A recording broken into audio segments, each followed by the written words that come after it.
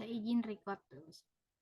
Baik, saya buka dulu. Bismillahirrahmanirrahim. Assalamualaikum warahmatullahi wabarakatuh. Selamat sore. Untuk sesi Vicon kita ya, ini berarti sesi Vicon yang ketiga.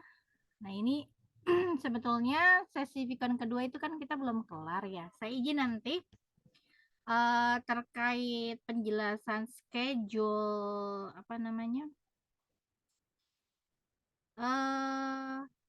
depresiasi ya, kalau nggak salah ya, schedule depresiasi untuk aset tetap di materi sesi 3. Nanti saya kirimkan saja rekaman saya. Di semester lalu kan ada tuh ya penjelasan terkait schedule. Karena kalau kita ulang lagi mungkin waktunya akan panjang gitu ya. Hari ini saya mau fokus tentang sesi 4 ini sampai selesai. Nggak apa-apa ya rekan-rekan ya. Jadi terkait materi sesi 3 yang belum selesai akan saya share rekamannya. Nah, ini kita mulai bahas dulu terkait materi sesi 4, perlakuan aset tetap. Nah, ini rekan-rekan sudah baca belum? Untuk materinya sesi 4 sudah di-download? Download sudah, Bu. Download sudah, Bu Yayu. Bacanya sudah belum, Bu Yayu? Sambil dibaca ini, Bu. Baik. Yang lain gimana? Belum Ibu, belum sempat ke download. Oh, belum. Waduh. Ini kan sesi 4 ya, Mbak Friska ya. Mohon segera di-download karena kan presensi Ya itu Bu, ini biasanya sambil juga. nge-download ya. Baik Ibu. Yang lain semoga sudah download ya. Baik, kita mulai saja terkait perlakuan aset tetap. Nah, untuk akuntansi penghentian aset tetap. Jadi ketika kalau kita kan sudah belajar ya kemarin aset tetap yang termasuk ke dalam aset tetap apa saja. Kemudian untuk aset tetap itu kecuali tanah akan mengalami apa namanya? Masih ingat? Mengalami apa? Kita sambil refresh ya. Mengalami yang namanya depresiasi. Depresiasi. Iya, depresiasi artinya adalah Penyusutan. penyusutan. Betul. Jadi untuk aset tetap kecuali tanah, baik itu gedung, kemudian peralatan, mesin, kendaraan, itu semua akan mengalami yang namanya depresiasi atau penyusutan ya. Nah, saat aset tetap itu kehilangan manfaatnya, karena kan kita juga kemarin kalau nggak salah saya juga berikan ya untuk masa manfaat setiap aset ya, kan berbeda-beda ya dari mulai jenisnya gitu ya. Nah, ketika suatu aset itu kehilangan manfaatnya, artinya dia sudah terdepresiasi secara penuh atau penyusutannya sudah full, maka aset tersebut dapat dihentikan. Nah, bagaimana caranya? Yang pertama, aset tersebut bisa dibuang, kemudian dijual atau ditukar. Nah, ditukarnya dengan apa? Tentunya dengan aset yang serupa ya gitu ya rekan-rekan ya. Nah, jurnal yang dibutuhkan untuk ketiga ketiga cara ini ya untuk penghentian aset tetap tentunya berbeda-beda. Jadi bervariasi sesuai dengan tipe penghentian dan keadaannya. Tetapi ada ayat yang memang akan selalu dibutuhkan atau dicatat ya ketika terjadinya penghentian aset tersebut ya. Maka apa yang akan selalu dibutuhkan pencatatan ayatnya yaitu ketika akun asetnya ini akan berada di kredit atau harus dikredit untuk mengeluarkan asetnya dari buku besar. Dan akumulasi depresiasi artinya akumulasikan kumpulan penyusutan dari tiap tahunnya sesuai dengan masa manfaatnya. Jadi akumulasi depresiasi terkait itu harus didebit untuk mengeluarkan saldonya dari buku besar. Jadi ketika maaf saya mute dulu. Nah, jadi ketika mengeluarkan aset maka akun asetnya akan berada di kredit. Ketika mengeluarkan saldonya dari buku besar, maka akumulasi depresiasinya harus di debit. Nah, ini harus rekan-rekan ingat ya. Nah, sekarang kita masuk ke dalam contoh untuk penghapusan aset tetap. Jadi sebuah peralatan senilai $25.000 ini telah terdepresiasi penuh, artinya masa manfaatnya sudah habis. Maka dia mau dihapuskan nih. Pada 14 Februari peralatan itu maksudnya sudah selesai ya, maksudnya masa manfaatnya sudah habis, maka akan dihapuskan. Bagaimana kita mencatatnya? Nah, kalau kita ingin mencatat penghapusan yang mana kita akan mengeluarkan si aset ini dari buku besar, maka yang harus berada di debit adalah akumulasi depresiasi dari peralatan tersebut sebesar 25.000. Yang dikredit apanya? Sesuai tadi dengan ayat yang memang akan berlaku terus ya, yaitu peralatan akan berada di kredit sebesar nilai peralatan tersebut atau nilai perolehannya. Nah, ini catatan ayat, catatan transaksi atau ayat jurnal untuk menghapus peralatan yang memang sudah terdepresiasi secara penuh. Jadi masa manfaatnya sudah habis. Maka pencatatannya adalah akumulasinya di debit, peralatan berada di kredit. Nah, sekarang contoh lagi penghapusan aktiva tetap. Nah, di sini peralatan senilai 6.000 didepresiasi secara garis lurus dengan tingkat 10% per tahun. Nah, saldo awal tahun akumulasi depresiasi peralatan tersebut 4.750. Nah, peralatan tersebut dibuang tanggal 24 Maret. Nah, ini jadi kita akan melakukan pencatatan terhadap aktiva senilai 6.000 yang mana didepresiasi secara garis lurus prosentasenya adalah 10%. Jadi kalau kita cari tingkat depresiasi per tahunnya bagaimana caranya? Masih ingat nggak? Metode garis lurus, ada yang masih ingat? Rumusnya? Nilai perolehan dikurangi apa? Nilai sisa dibagi dengan umur atau masa manfaatnya. Atau misalkan di sini untuk mencari prosentasenya kan tinggal membagi nilai perolehan dibagi depresiasi per tahunnya ya, gitu ya. Ini rekan-rekan harus ingat nih. Maka kalau kita di sini nilai depresiasinya dalam bentuk prosentase, maka kita tinggal kali untuk depresiasi per tahunnya, yaitu 6.000 dikali 10%, hasilnya berapa?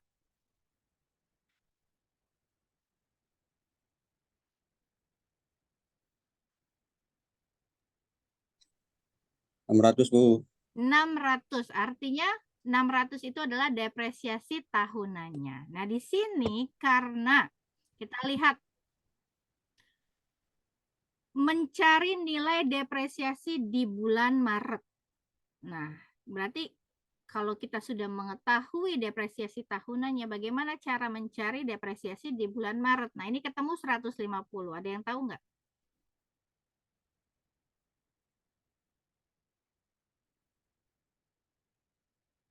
Artinya kita mencari depresiasi di bulan tersebut. Jadi hitungannya nggak 1 tahun. 1 bulan aja di bulan Maret. Nah, ini bulan Maret di tanggal 24. Kalau dari tanggal 1 sampai 24 itu sudah masuk 1 bulan belum?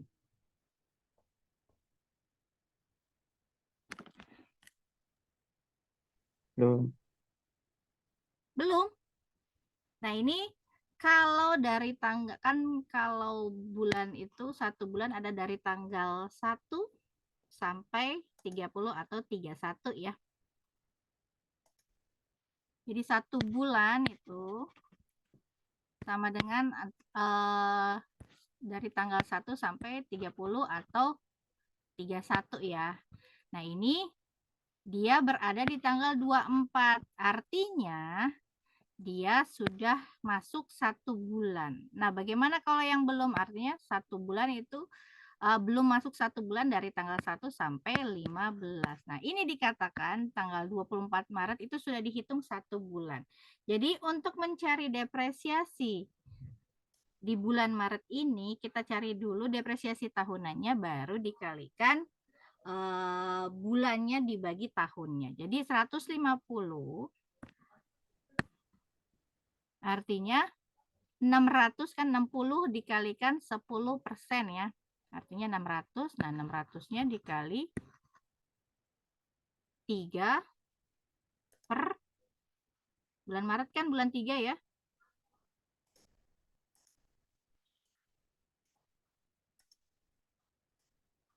Kurang nyata ini ya. 600 dikalikan 3 per 12. Nah, ini coba. 600 ini dari 6.000 dikali 10%. Nah, hasilnya 600 dikali 3 per 12. Jadi bulan Maret itu bulan 3 dibagi 1 tahun berapa? 12 bulan kan? Berarti 3 per 12. Hasilnya adalah 150. Nah, pencatatannya di sini beban depresiasi peralatan sebesar 150 berada di debit. Kemudian akumulasi akan berada di kredit nih untuk mencatat depresiasi dari awal tahun sampai tanggal penghapusan ya. Untuk bulan Maret ketika peralatan tersebut akan dihapuskan. Nah, kemudian kita akan mencatat akumulasinya juga. Nah, kita lihat akumulasi depresiasi peralatan itu 4.750. Pada bulan Maret menjadi 4.900. Dari mana rekan-rekan? Artinya kan kita menghitung beban depresiasi yang ada di bulan Maret juga. Tadi sebelum kita hitung kan 4.750. Ditambah dengan depresiasi di bulan Maret 150 menjadi 4.900 ya.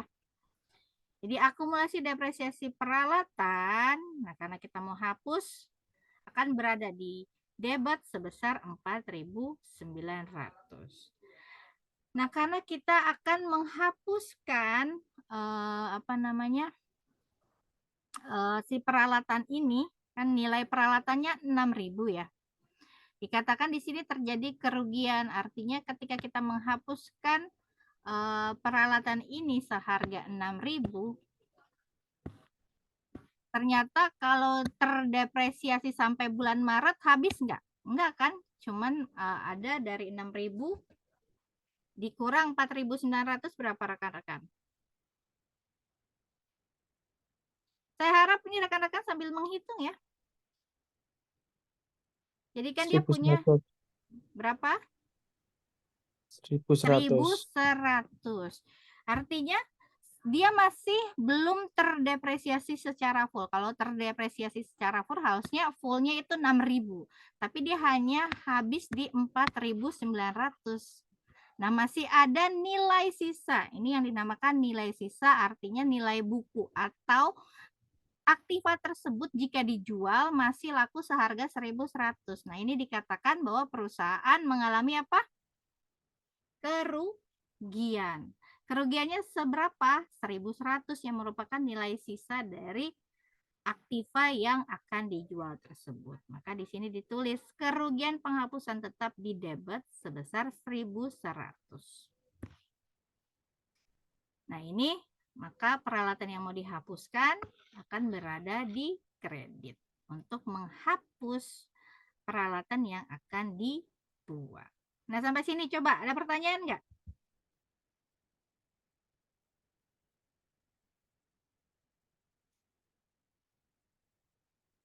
Bisa dipahami nggak nih kenapa rugi?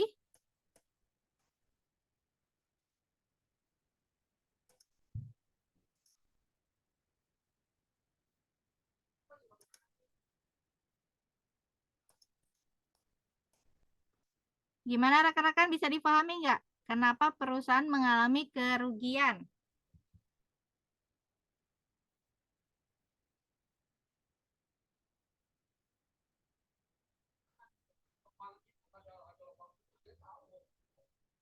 Bisa ya? Oke, saya lanjut ya. Nah, ini sekarang kita lanjut terkait penjualan aktiva. Jadi, selain dibuang, nah bisa dijual atau ditukar. Kita masuk yang kedua dulu dengan penjualan aktiva tetap.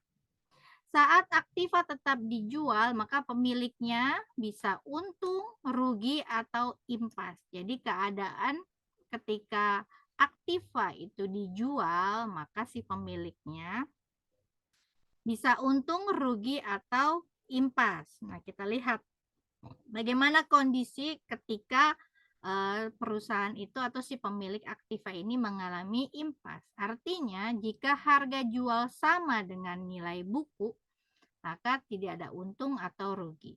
Nah, ini ya, ingat ya, jika harga jual sama dengan nilai buku, maka tidak ada untung atau rugi. Nah, ini disebut impas.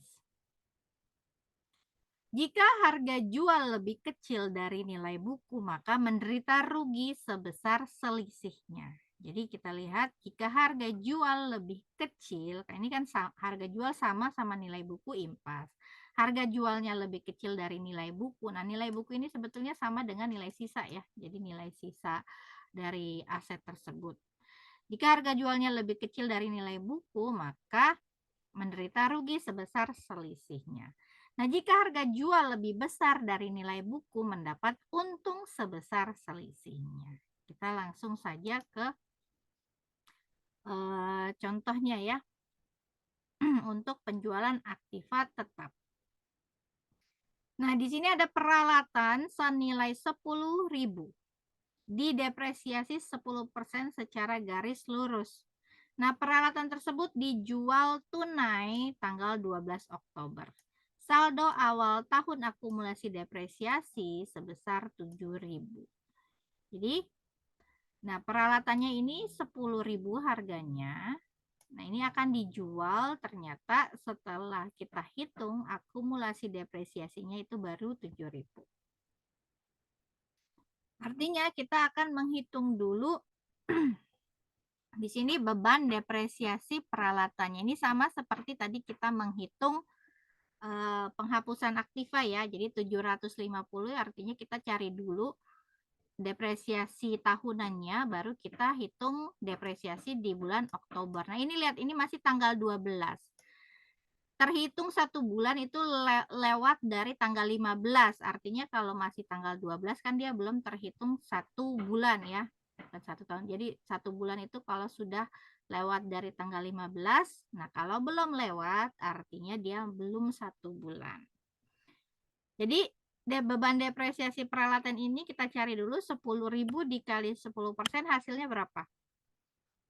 1.000 kan ya. Nah, dari 1.000 itu kita cari untuk bulan Oktobernya. Nah, bulan Oktober itu bulan berapa sih? Ke-9 ya? 10, Bu.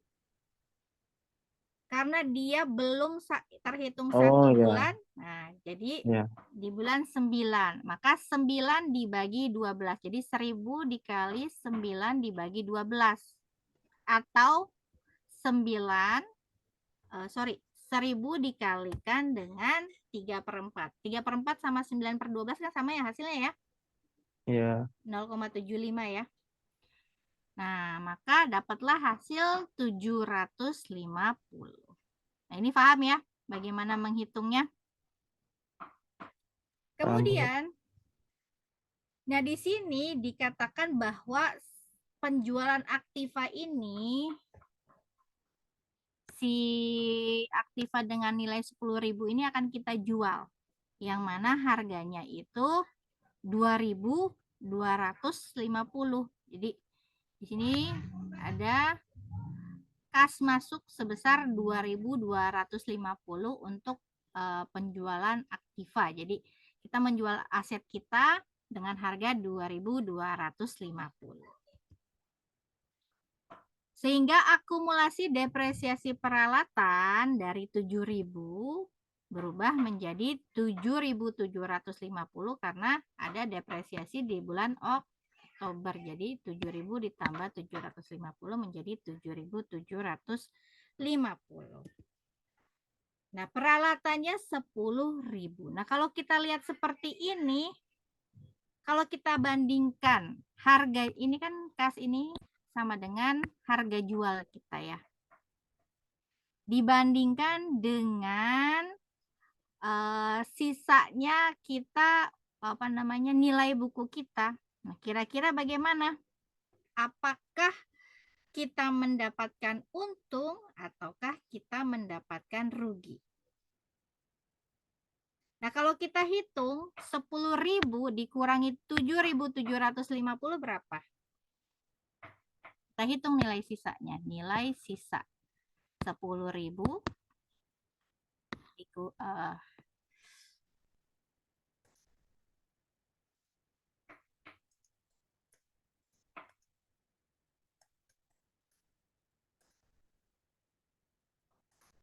coba 10.000 dikurangi 7.750 berapa? Sama nggak dengan nilai jual? Sama, Bu. Sama ya? 2.200.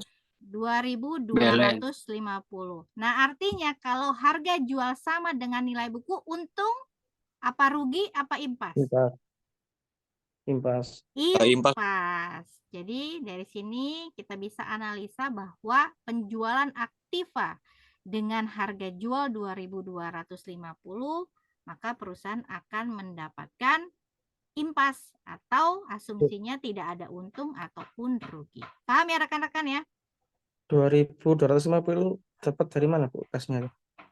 2.250 ini penjualan. Jadi nilai aktiva ini laku dijual 2.250. Ini asumsi. Nah, jadi ketika dia laku dijual 2.250 harusnya kan dimasukin ya datanya di sini, tapi ini ternyata ada kas masuk 2.250 gitu ya.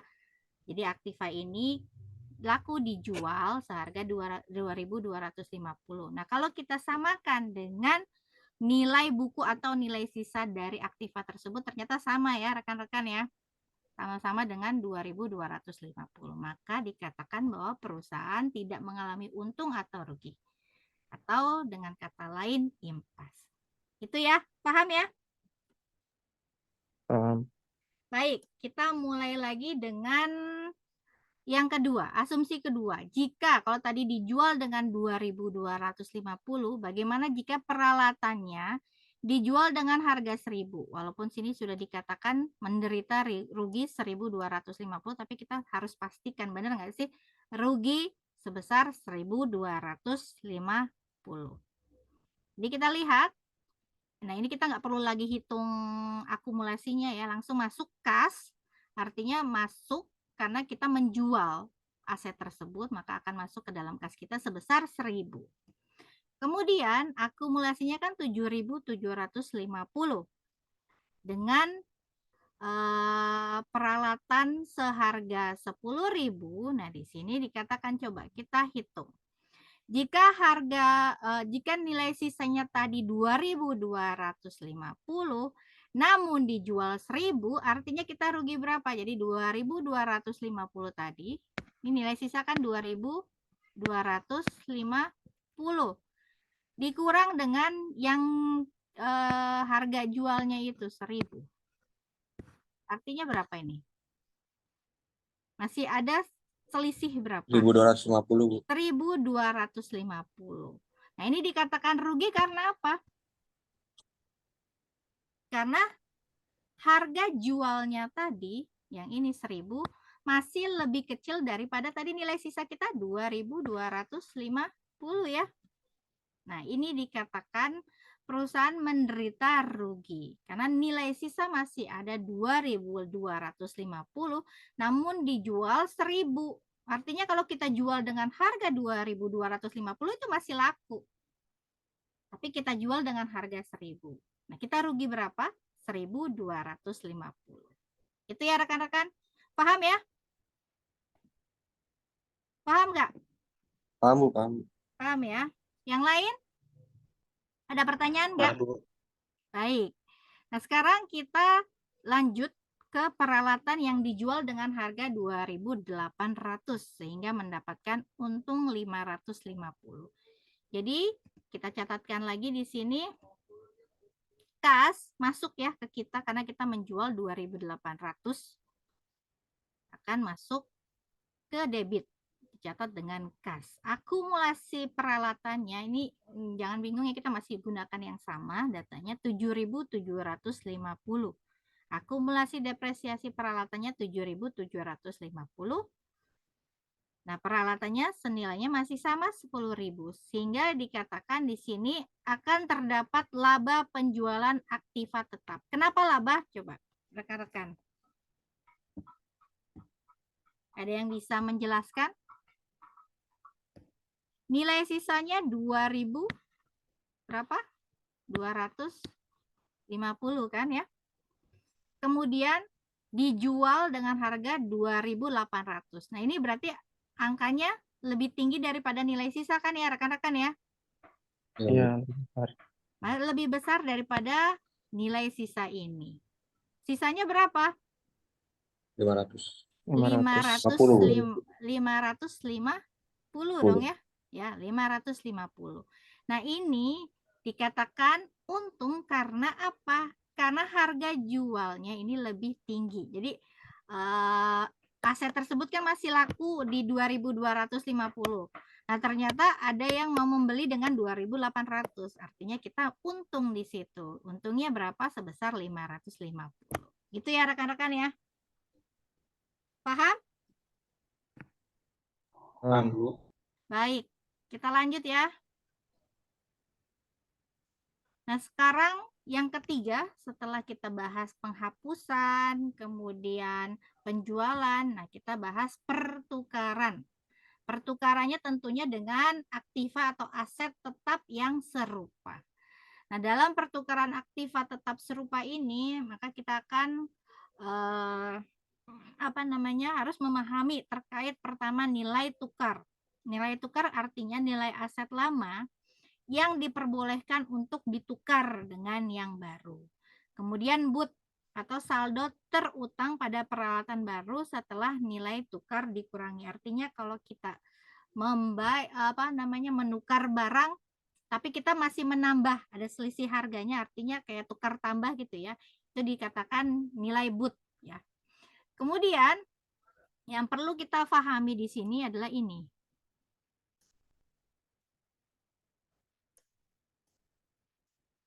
Nilai tukar jika dia lebih besar dari nilai buku, artinya untung. Kalau tadi kan nilai jual ya. Nilai jual lebih besar daripada nilai buku. Nah, kalau tukar artinya nilai tukar lebih besar daripada nilai buku, dia untung. Jika nilai tukar lebih kecil dari nilai buku, maka dikatakan akan rugi. Nah, untuk pencatatan nilai untuk pertukaran aktiva ini, jika untung itu tidak pernah diakui atau dicatat. Namun, jika rugi ini harus diakui atau dicatat. Nah, kita lihat. Nah, di sini ada pertukaran aset tetap serupa yang mana peralatan baru. Nah, ini ditukar dengan peralatan baru yang mana kalau dinilai harga perolehannya itu 5.000. Nah, aset lama kita tentunya kalau kita beli ya waktu itu harganya 4.000. Nah, kalau dilihat dari sini mungkin kemungkinan untung nih ya. Harga peralatan baru yang diterima 5.000, biaya aset lamanya 4.000. Jika didepresiasi gitu ya pada saat kita menukar aset tersebut dengan yang baru 3.200 akumulasinya, berarti ada sisa dari nilai buku untuk aset lama atau nilai sisa dari aset lama ini 800. Nah, ini akan kita sedangkan kita tukar dengan harga peralatan baru itu 5.000. Maka kalau misalkan di sini kasusnya untung, kita lihat berapa sih nilai tukar yang dari aset tersebut. Jadi kita beli aset baru, kita tukar aset kita, bukan beli ya, aset kita seharga 4.000 dengan aset baru seharga 5.000, kita cuma tambah 1.100. Gitu ya. Jadi kita hanya menambahkan uang itu 1.100. Artinya kita membayar kasnya itu berapa gitu kan? Kas dibayar 5.000 dikurang 1.100, artinya 3.900. Jadi kalau begini saja kita lihat nilai tukarnya kalau lebih besar dari nilai buku, ini lebih besar kan ya? Nilai tukar 1.100. Nilai bukunya atau nilai sisanya 800. Lebih besar nggak nilai tukar? Tentunya Lebih besar, Bu. lebih besar. Maka Lebih besar dikatakan 300. betul, dikatakan untung. Nah, ini untung karena nilai tukarnya lebih besar daripada nilai buku. Nah, 1.100 dikurangi 800 artinya 300. Kita ada untung 300. Namun, untung ini tidak diakui untuk pelaporan keuangan. Kenapa? Karena kan gini, kalau diasumsikan kita hanya membayar 3.900, tidak lebih ya. Jadi nggak semuanya full sampai 4.000 ini, kita hanya menambah atau menghargai 3.900. Jadi ditambah nilai buku sama dengan biaya aktiva baru. Kalau kita hitung biaya aktiva baru hanya 4.700. Nah, ini dikurang atau ditambah dengan nilai sisa yang ada pada aset lama. Jadi kita mengeluarkan aset lama ini kita tukar ternyata nggak sampai 5.000. Meskipun dilihat nilai tukarnya 1.100. Kita hanya menukar 3.900, artinya kalau mengeluarkan kas 3.900 ditambah 800. Hanya sekitar kalau dinilai aset baru tersebut 4.700, nggak sampai 5.000. Maka dikatakan untungnya ini tidak diakui untuk pelaporan keuangan. Tukar dengan aset baru seharga 5.000 dengan aset lama dengan nilai sisa yang memiliki nilai sisa 800. Namun ditukar dengan nilai 1.100 maka untung 300. Namun untungnya itu tidak diakui karena hanya mengurangi nilai aset baru tadi. Bagaimana menguranginya? 5.000 dikurangi 1.100 kan 3.000 sama dengan 3.900 ditambah dengan 800. Maka kalau kita nilai aset barunya itu hanya sebesar 4.700. Nah, sampai sini paham nggak rekan-rekan?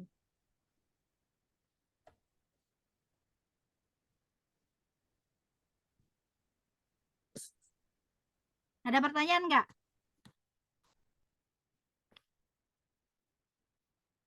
Lanjut, Bu. Lanjut ya. Kemudian kita lihat jika di sini pertukaran aset tetap serupa, yang mana 19 Juni peralatan ditukar dengan untung 300.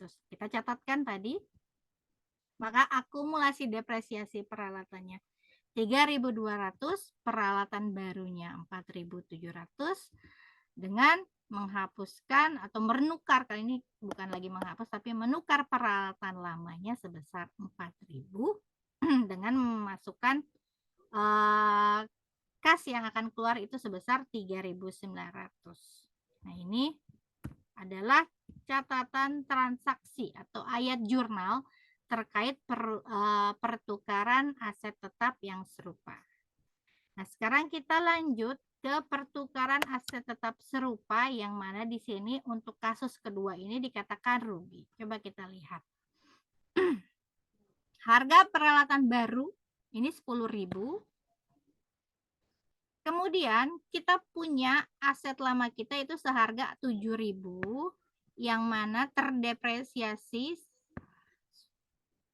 ini belum full ya, berarti artinya terdepresiasi atau akumulasinya sampai tanggal pertukaran tadi adalah 4.600. Maka masih ada nilai buku atau nilai sisa dari aset yang kita miliki adalah 2.400. Nah, dikatakan rugi kalau nilai tukarnya tentunya di bawah ini kan nilai buku tadi ya. Nilai buku ini. Maka kalau kita lihat nilai tukarnya adalah 2.000. Sedangkan nilai buku atau nilai sisa dari aset yang kita miliki adalah 2.400. Nah, ini saja sudah dikatakan perusahaan mengalami rugi, ya. Nah, maka kalau kita hitung, kalau kita lihat aset lama kan 7.000, dikurangi akumulasinya 4.600, maka masih ada nilai sisa 2.400. Nah, aset lama ini ditukar dengan harga 2.000 untuk aset baru. Artinya ruginya berapa di situ? Maka rugi kalau kita lihat nilai tukar lebih kecil dari nilai buku, artinya 2.000 di sini dikurangi 2.400 sama dengan 400 gitu ya. Nah, kasnya kalau kita lihat, kita hitung kasnya kita, maka ruginya kan 2.400 dikurangi 2.000 sama dengan 400. Nah, ini diakui dari mana gitu. Maka kalau kita lihat nilai 10.000 ini dikurang dengan 2.000 nilai tukarnya. Artinya kita hanya menambah 2.000 gitu ya. Menambah 2.000 sama dengan 8.000 ditambah 2.400 gitu. Nanti kalau totalnya seharga 10.400 merupakan harga aset baru. Jadi kalau kita menambah lebih ya dari peralatan baru yang kita terima, artinya kita akan menambah, kalau di total ini berarti 10.000 ditambah ruginya kita 10.400. Nah, ini rugi nggak kita? Artinya kita masih menambah dari aset yang kita mau tukar gitu. Kan niatnya kita tukar kita mendapatkan untung, tapi ini kita menukar malah kita mendapatkan rugi karena asetnya yang kita tukar ternyata kita masih harus mengeluarkan lebih dari aset lama yang kita miliki gitu, yang kita nilai 10.000 ternyata ada tambahan dari rugi tersebut 400. Nah, ini dikatakan bahwa rugi 400 diakui dari 10.000 ini dikurang 2.000 nilai tukarnya sama dengan 8.000 ditambah dengan 2.400 dari nilai buku aset kita. Maka ada tambahan sekitar 400 yang dinyatakan 400 ini merupakan rugi untuk perusahaan yang menukar aset tersebut. Nah, rugi ini diakui untuk pelaporan keuangan, maka dicatatkan juga di sini pada tanggal 7 September peralatan ditukar dengan rugi $400 ya. Nah, akumulasi depresiasi peralatannya kan 4.600. Untuk peralatan baru itu dinilai seharga 10.000. Nah, di sini ada kerugian ini bukan penjualan ya, pertukaran aset tetap sebesar 400. Nah, peralatan lamanya hargai 7.000 untuk menghapuskan, maka di sini kas yang kita keluarkan adalah sebesar 8.000. Lebih besar dari peralatan lama kita. Nah, ini terlihat ya. Peralatan lama kita 7.000, tapi kas yang keluar dari kita lebih besar daripada nilai peralatan kita. Maka dikatakan rugi. Ruginya berapa di sini? Dihitung 400. Oke, ada pertanyaan nggak terkait penghapusan, pertukaran, dan satu lagi tadi apa? Penghapusan, penjualan, dan pertukaran ya. Silakan jika ada yang ingin bertanya.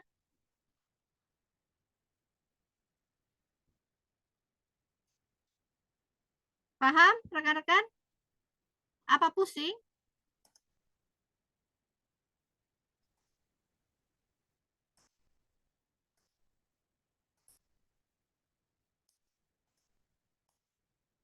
Silakan jika ada pertanyaan. Nah, ini selesai ya. Jadi gini,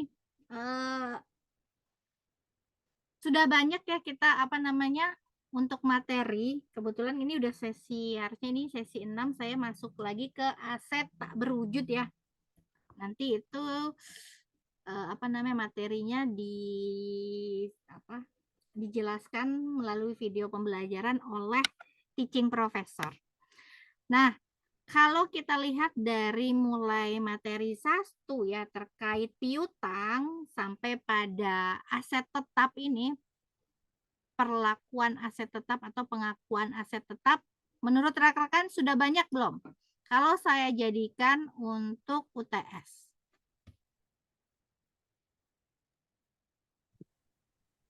Sudah banyak ya? Udah, Bu. Sudah banyak.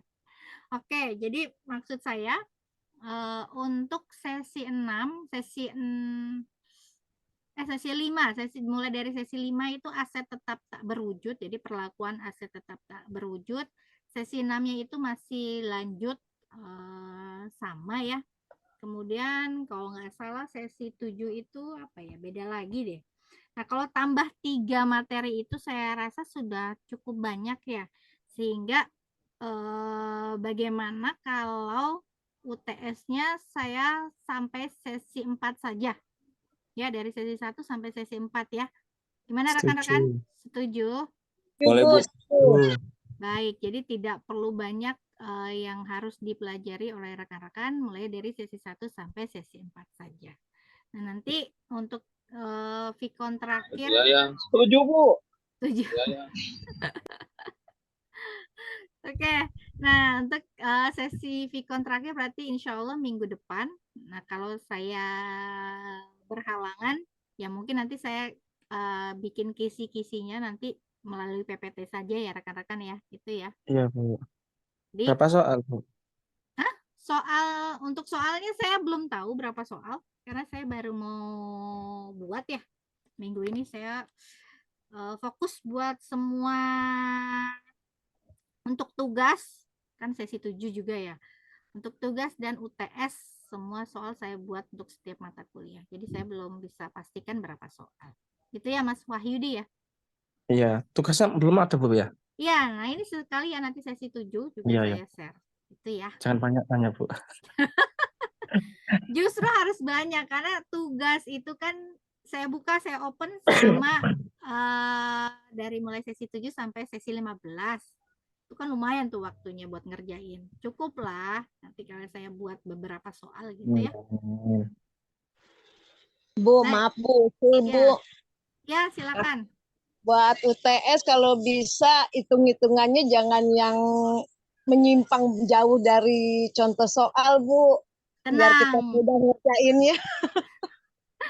Ya pasti akan apa namanya, tentunya soalnya berbeda dari ini, tapi cara pengerjaan tetap sama. Itu ya Mbak Teresia ya. Bu, iya Bu, tapi kalau bisa jangan yang menyimpangnya jauh Bu. Selama ini kan dosen ada yang ngajarin kita seperti ini, tapi nyatanya pas banyak jebakan Batman-nya Bu. Iya gitu. Minta tolong aja Bu, jangan ada jebakan Batman Bu. Sebenarnya gini, kalau akuntansi itu lebih harus baca soalnya dan memahami soalnya ya. Jadi bukan jebakan sepertinya, lebih ke pemahaman rekan-rekan terkait soal gitu. Kayak tadi kan, ini kan agak tadi rancu tuh Mas Wahyudi sempat nanya kan, ini dapat dari mana Bu nilai tukar kas masuk, ya kan? Mana tadi ya? Iya, Bu. Nah ini ya kan? Kas masuk ini dari mana? Seperti itu kan? Jadi sebetulnya bukan jebakan. Jadi kita harus memahami gitu. Kalau ini dijual artinya kalau jual kita dapat uang kan gitu ya. Nah, itu masuk ke dalam mana? Kas gitu. Artinya ini merupakan harga jualnya gitu. 2.250 kayak gitu. Paling kayak gitu. Jadi bukan jebakan sebetulnya ya. Jadi kita harus memahami, oh ada seperti itu gitu. Ada alurnya. Jadi kas ini masuk, oh iya dari jual. Karena ini kan penjualan aktif-aktif. Itu. Paling seperti itu ya. Tapi kalau menyimpang jauh dari materi tentunya tidak. Saya nggak apa ya. Selalu materi yang saya jelaskan tentunya ketika saya memberikan soal sama seperti itu. Hanya rekan-rekan perlu memahami soalnya gitu. Ini maknanya apa? Harus bagaimana gitu. Harus diidentifikasi dulu soalnya. Gitu ya. Ada lagi nggak? Oke, Bu. Ada lagi? Bu, mau nanya soal presensi, Bu. Ya, silakan. Siapa Di nih? sesi ketiga kan waktu itu saya udah download materi setelah baca. Nah, di situ masih terhitungnya alfa, Bu. Itu nah, Mas Adam boleh atau... nggak gini. Jadi memang kadang-kadang suka sistem itu tidak terikut ya. Kalau misalkan Jadi gini, kadang-kadang suka errornya itu pakai laptop atau pakai handphone gitu. Jadi sehingga tidak terrecord gitu, baik itu mendownload ataupun memberikan komentar gitu ya, melihat, menyimak video pembelajaran ataupun mengikuti Vicon. Kadang-kadang Vicon ini sendiri tidak terrecord ketika rekan-rekan hadir gitu. Masalahnya di mana gitu ya? Ketika rekan-rekan mengaksesnya menggunakan handphone, maka bisa saja tidak terrecord gitu. Nah, untuk itu solusinya adalah Mas Adam hubungi saya via WA. Kemudian lampirkan bukti download materinya di sesi yang alfa. Nanti saya perbaiki. Itu ya. Oke, baik Bu, baik. Oke, ada lagi? Jadi untuk alfa, untuk di sesi-sesi yang memang ternyata tidak terrecord, boleh perbaikan absensi, kirimkan saja bukti download materinya ke WA saya. Nanti segera saya cek. Ya. Misalkan tugasnya di-share dulu, nggak apa-apa Kak, Bu? Biar waktu buat ngerjain UTS-nya lebih lama gitu. Nah, ini kan tugasnya lama nih, Mas Wahyudi. Jadi saya share sesi 7 kan minggu depan. Oh, gitu. Nah, kumpulkannya sesi 15 kan masih lama. Oh ya Bu. Tak kira baru sama mau. Enggak, tugas itu hanya sekali. Jadi nanti jarak waktunya lama. Gitu ya, Mas Wahyudi ya. Iya Bu, makasih Bu. Oke, ada lagi? Cukup ya, berarti ya untuk materi kita. Nanti insya Allah minggu depan kalau tidak berhalangan saya akan melakukan Vicon terakhir sebelum maaf, UTS. Ya, Mas Sopyan. Ini Bu, apa namanya, kan saya nggak ikut dari awal nih jadinya karena kebetulan lagi kerja padat. Bisa di-share nggak Bu itu recordnya? Pasti kan setiap selesai Vicon saya share tuh di LMS. Oke. Nanti ini akan saya share lagi ya. Oke, gitu ya rekan-rekan ya, sama-sama. Oke, kalau gitu berarti sesi Vicon ini cukup ya. Insya Allah ketemu lagi di sesi Vicon selanjutnya. Saya tutup. Wassalamualaikum warahmatullahi wabarakatuh. Terima kasih. Selamat sore. Waalaikumsalam. Selamat sore. Sore.